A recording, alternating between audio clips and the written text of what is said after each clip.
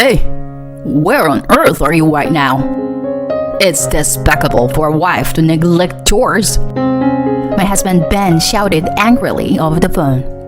Who does he think he is? I sighed, but still answered my husband's question. Don't tell me you still haven't noticed. My name is Diana, a 30-year-old housewife. I've been married to my husband Ben for 2 years. We met through a friend's introduction. At that time, I had just been dumped by my longtime boyfriend, so I was in a vulnerable state. My friend, considering my situation, introduced him to me. Ben had a face that I liked, and he had a stable income as an office worker. We had many common topics due to being the same age, and we spent really enjoyable time together. We were attracted to each other and eventually started dating. After about 2 years of dating, he proposed to me. I need you, Diana. I want you to be with me forever. Will you marry me? Yes, I'd be happy to. At that time, I thought his proposal words were words of love. But later, I would come to know that it wasn't the case. Nice to meet you. I'm Diana. Hello, I'm Ben's mother. I'm sorry for being in a wheelchair like this. Oh, please, don't worry about that at all. His mother needed care and was living in a wheelchair. My father-in-law passed away a few years ago due to illness, and Ben currently lives at his parents' house to support her. Basically, we've hired helpers for my mom's care, but there are often communication difficulties, you know? That's why I'm really happy that Diana is willing to take care of you, Mom. What? Is Diana going to take care of me? My mother-in-law was surprised by his statement. Well, it's understandable to be surprised when you're suddenly told something like that during the marriage introduction. When we got married, I had agreed with my husband that I would become a full-time housewife and take care of his mother. I loved him enough to believe I could do anything for him. Oh, I appreciate your help, Diana. Thank you so much. My mother-in-law was happy to know that I would be taking care of her. Although Ben is an only child, it seems that my mother-in-law had wanted a daughter as well. After our marriage began and the caregiving started, my mother-in-law treated me very well. This is the easiest way to slice it. You're right. The seasoning can be kept simple like this. If you simmer it slowly, the vegetables will bring out their delicious flavor. That's true. It's incredibly delicious. It felt like I was having a genuine interaction between a real mother and daughter, and it made me happy. Please think of me as your real daughter. Yes, I already do, Diana. My mother-in-law and I had a great relationship. She was lovely, kind, and knowledgeable. She taught me various things, starting with cooking. I envied my husband, who had been eating such delicious food from his mother all this time. I used to be someone who loved work, but the time spent with my mother-in-law was so fulfilling that I thought being a full-time housewife was also good. However, our married life itself wasn't going very well. Hi, Ben. Welcome back. Do you want dinner or would you like to take a bath? Huh? Ignoring me? Okay, whatever. Since getting married, my husband had become incredibly cold towards me. He rarely initiated conversations with me, so I was always the one trying to come up with topics and asking questions. In response, my husband would give 1 or 2 word answers, and then spend the rest of the time engrossed in his smartphone. I was perplexed by my husband's sudden change in attitude. During our dating phase, he used to try to make me happy and would initiate conversations on his own. But now, It seemed like even talking to me was bothersome for him. Even during meals, my husband remained quiet. So ultimately, I ended up talking with my mother-in-law. My mother-in-law also seemed to have some doubts about my husband's behavior. "I'm sorry, dear. I thought he would be more talkative." "No, it's okay. I think he's just busy with work right now. This should be the busy season, if I remember correctly." "I see. He must be busy then. But if it continues like this for too long, I'll talk to him myself, okay?" Thank you. I don't want to let go of someone like you, who is like a daughter to me. I'm glad you say that. Having my mother-in-law on my side was truly comforting. I had no idea why my husband had become distant, so I could only attribute it to his busy work schedule. His attitude towards me remained unchanged. There were times when I wouldn't even hear his voice for days. I tried my best to make time for my husband, but he never became more positive. In this state, it was impossible for us to have any intimacy at night, and we had hardly engaged in any physical intimacy since getting married. I wanted to show grandchildren to my mother-in-law soon, but with this situation, it seemed impossible to have children.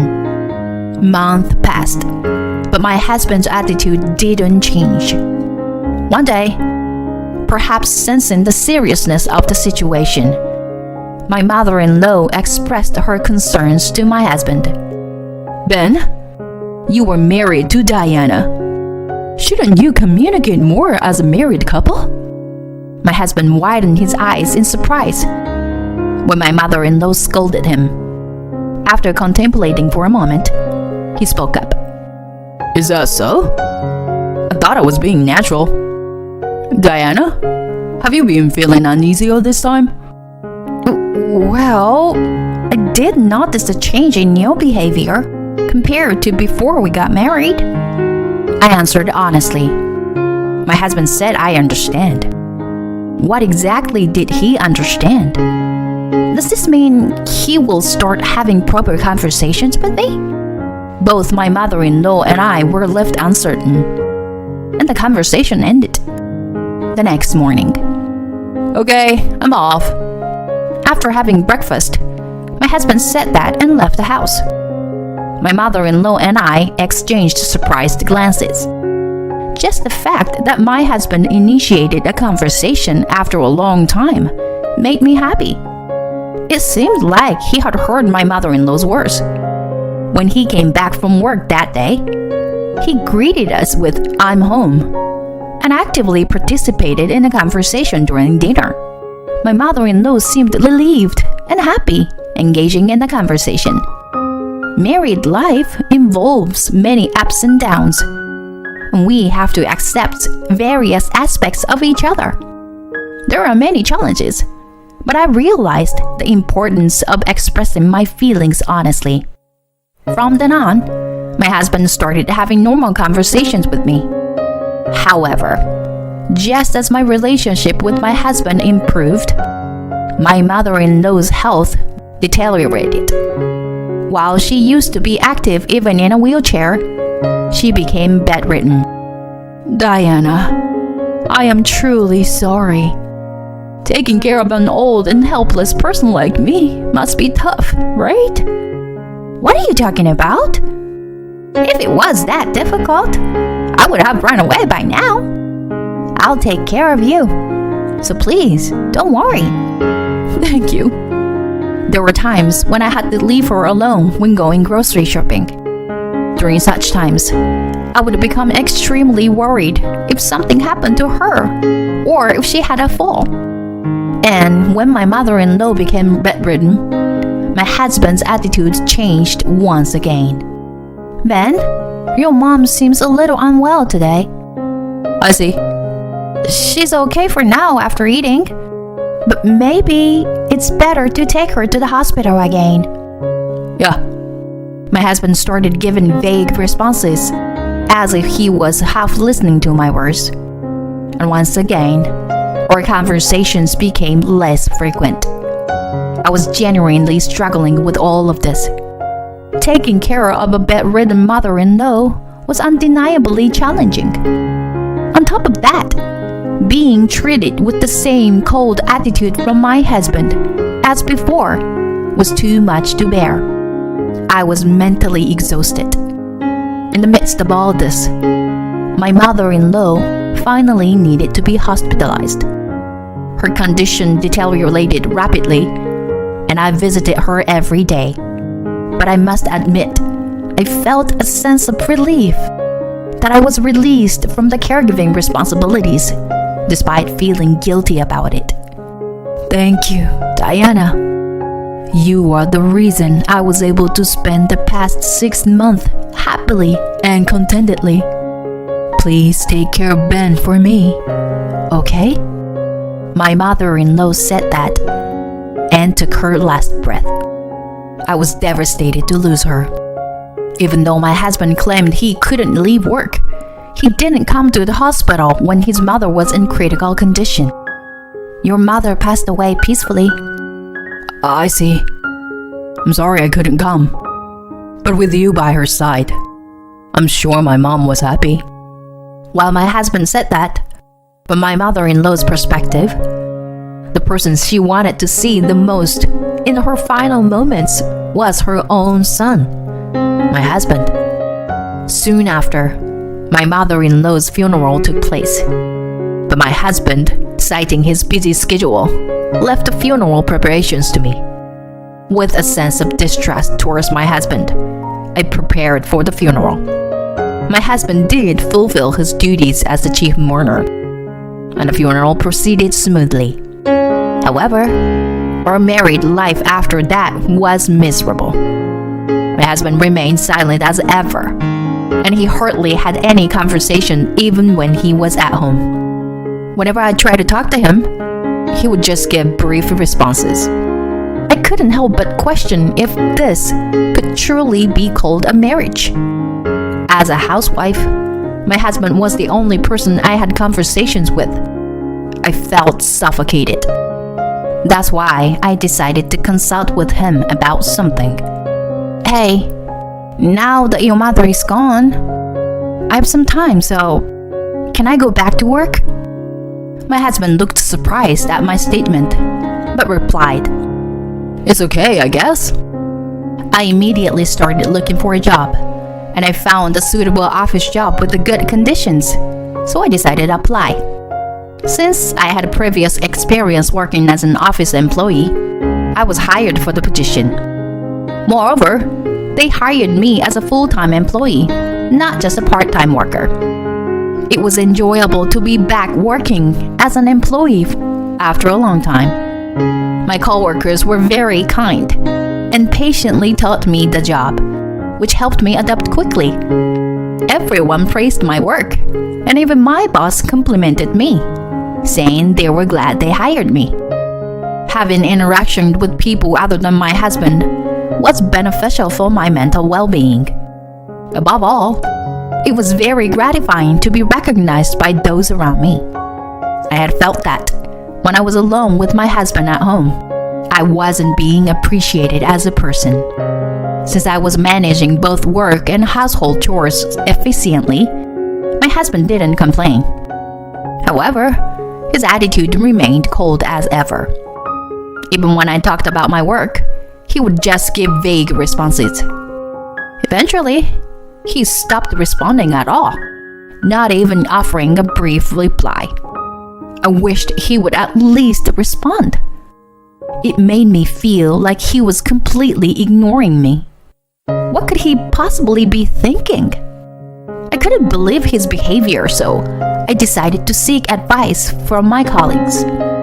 In times like this, I'm grateful that I went back to work. It's reassuring to have people I can consult with and who will listen to my complaints. And everyone was surprised when they heard my story. Whoa! Your husband is constantly ignoring you? Yeah.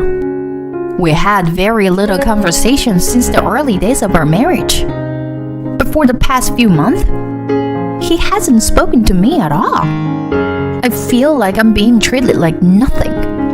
What? Isn't that too terrible? My colleagues at work sided with me, saying that my husband was being awful. And one of them said something like this. This might be difficult to say, but is your husband having an affair? What? An affair? From what I've heard, Diana, you were not at fault. If that's the case, I think there must be something suspicious on your husband's side. When I heard that, I started suspecting my husband of having an affair for the first time. And once I started doubting, I became more and more suspicious.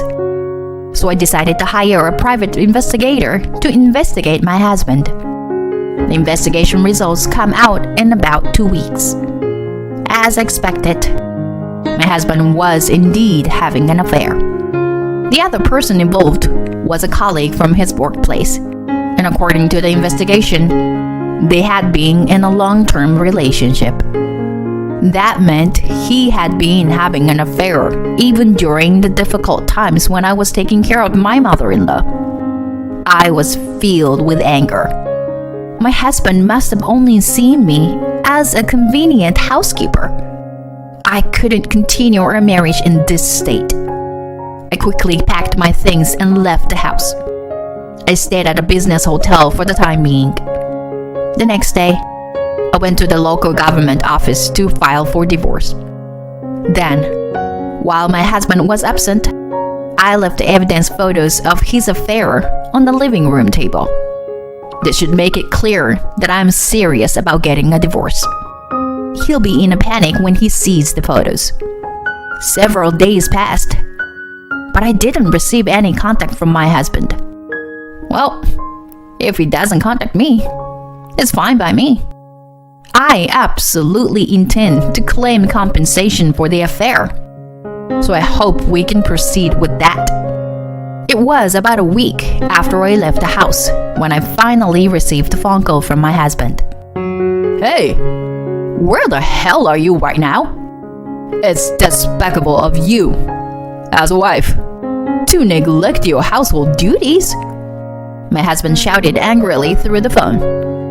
Who the hell does he think he is? I responded to his question. What? Don't tell me you still haven't noticed? You and I are already finished. Haven't you seen the envelope on the table? Huh? The envelope? Oh, this? Look at it right now. Please. Why do I have to be ordered around by you like that? Just come back home right away and do your chores. I'm telling you. First, look inside the envelope, please. 'Cause it contains the evidence photos of your affair. What? My husband suddenly fell silent, and I heard rustling sounds, so he must be checking the contents of the envelope. What the hell is this? Why are there these kind of photos? I had them investigated by a PI. Well, I never imagined you were having an affair, but you did. Could it be that you were already involved with someone back when we got married? That's why you were cold to me? No way. What are you saying? It seems like I hit the nail on the head. His voice was shaking.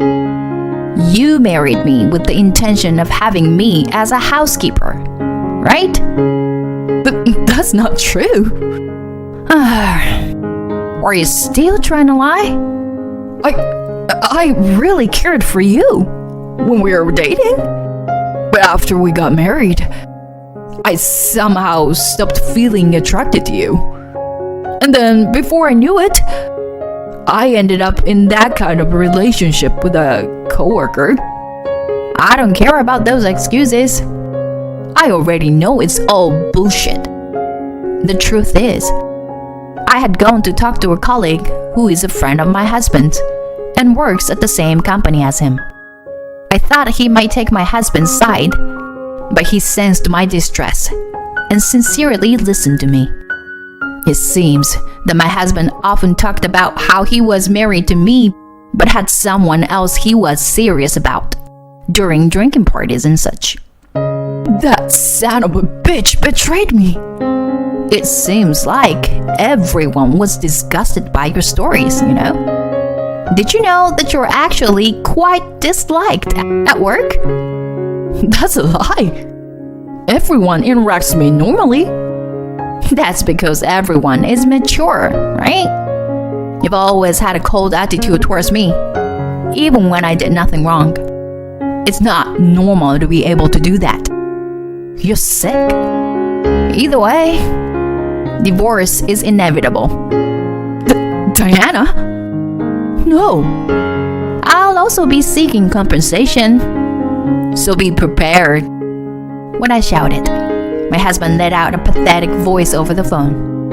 I hung up without worrying and demanded a divorce and compensation from my husband through my lawyer.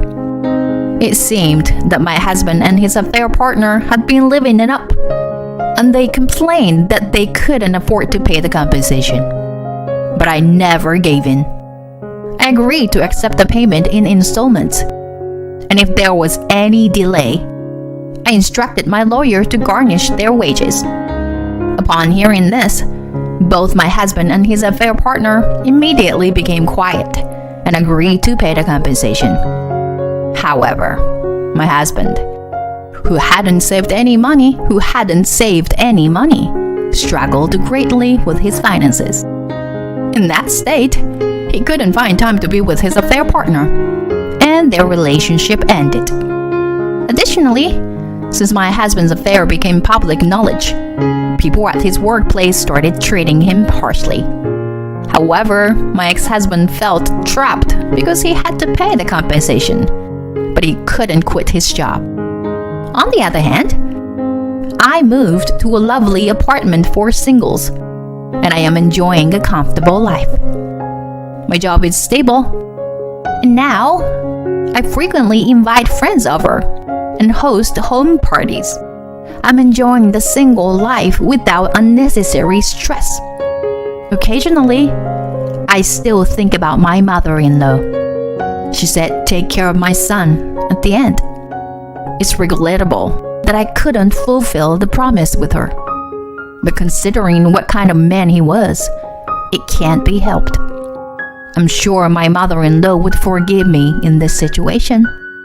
For now, I don't plan to pursuing romantic relationships or a marriage for a while. I want to focus on my work and achieve results. That's what I believe is necessary for my own happiness at the moment.